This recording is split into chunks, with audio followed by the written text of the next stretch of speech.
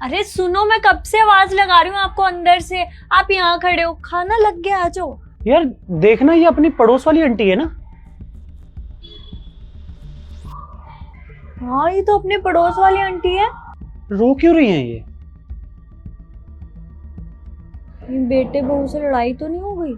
चल के पूछे एक बार। चलो पूछ लेते, बेचारी बुजुर्ग है। चलो आ जाओ।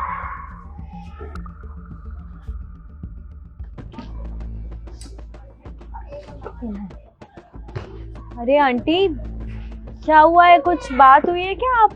आप यहाँ बैठे हो अकेले, रो भी रहे हो, हम ऊपर से देख रहे थे। क्या कुछ बात हो गई तो हमें बताओ, हम आपके बच्चे जैसे ही हैं। नहीं नहीं बेटा, मैं ठीक हूँ, कुछ नहीं हुआ। आंटी, हम आपके बच्चे जैसे ही तो हैं। मैंने ऊपर से देखा आपको रोते हुए, ऐसे अच्छा नहीं लगता ना कि हमारी सोसाइटी में रहने वाला कोई बुजुर्ग ऐसे रो रहा है। बताइए ना क्या हुआ है, कोई दिक्कत परेशानी है, हम लोग सॉल्व कर देंगे, आप बताइए ना। बस बेटा, तो मैं क्या ही बताऊँ, वही रोज रोज के घर के झगड़े, उसी से परेशान हूँ। बेटा सोचा था कि बच्चे जवान हो गए हैं, घर में बहू आएगी और सुख की 2 रोटी खाऊंगी, पर कहते हैं ना, जो सोचता है वो होता नहीं। बेटा बस ऐसा लगता है जैसे मेरा जीवन ही नरक हो गया है। अब तो मैं ये सोच रही हूँ कि वृद्धाश्रम ही चली जाऊं। मुझे तो यहाँ लगता ही नहीं है कि मेरा कोई अपना है। अरे अरे आंटी, कैसी बात कर रही हो? इस उम्र में आप कहाँ जाओगी? और बच्चे ही तो सहारा देते हैं माँ बाप को। कोई बात नहीं, गलती हो गई होगी आपके बच्चों से, माफ कर दीजिए, हम बात कर लेंगे बाकी। वैसे भी ये सब तो घर में चलता ही रहता है। हाँ, आप उसकी बात का बुरा मत मानिए, धीरे धीरे ना सब आदतें पड़ जाती है, सब चीजें ठीक हो जाएंगी। अब देखिए ना, बच्चों को जल्दी गुस्सा आ जाता है और वो शांत भी जल्दी हो जाता है। माँ बाप किसको बुरे लगते हैं? सबको जरूरत होती है अपने माँ बाप की। अरे नहीं नहीं बेटा, तुम क्यों खामखा परेशान हो रहे हो? अब तो लगता है इन चीजों की आदत ही पड़ गई है। अरे थोड़ी देर परेशान होंगी तो ठीक हो जाऊंगी। ठीक है बेटा, आप परेशान मत हो, मैं चलती हूँ।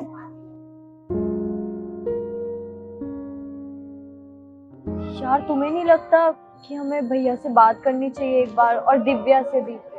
अब यार उनके घर का मैटर है, हम लोग क्या ही बोल पाएंगे, पर ये तो हर घर में होता रहता है। क्या मतलब, बात क्या करेंगे उनसे? वो सब तो ठीक है, बट तुमने देखा ना उनकी कितना रो रही थी। उसको समझाना पड़ेगा ना, उनकी सेहत खराब हो जाएगी ऐसे।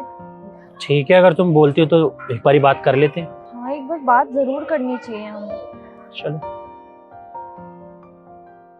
भाई साहब, बहन जी, देखो आप दोनों अपना वक्त ही बर्बाद करने आए हो यहाँ पे। मेरी मम्मी ने आपसे जो भी बात कही है सब झूठ है वो। देखो भाई साहब, मेरी हुई थी लव मैरिज, बस इसी वजह से मेरी मम्मी मेरी वाइफ को पसंद नहीं करती।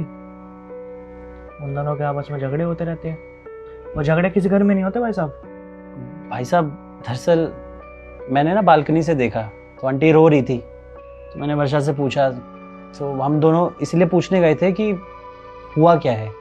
हाँ भाई साहब, ऐसे देखिए बुजुर्ग रोते हैं, ऐसे अच्छा तो नहीं लगता है ना। घर का मामला है तो आराम से प्यार से निपटा दे तो सही लगता है।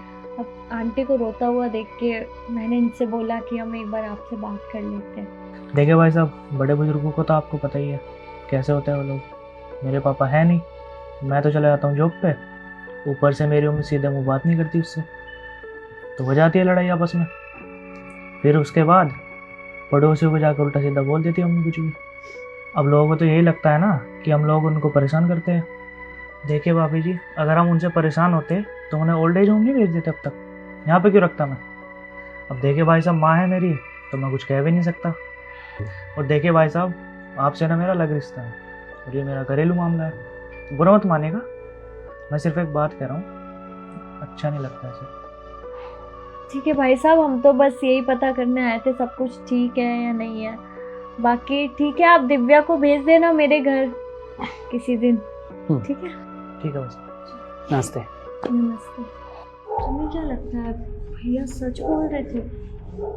यार उनकी बातों से तो लग रहा था कि वो सच बोल रहे हैं, पर पता नहीं मुझे ऐसा क्यों लग रहा है कि भैया झूठ बोल रहे हैं। आंटी वरना ऐसा क्यों करेंगे? एक माँ अपने बेटे के लिए ऐसा क्यों बोलेगी?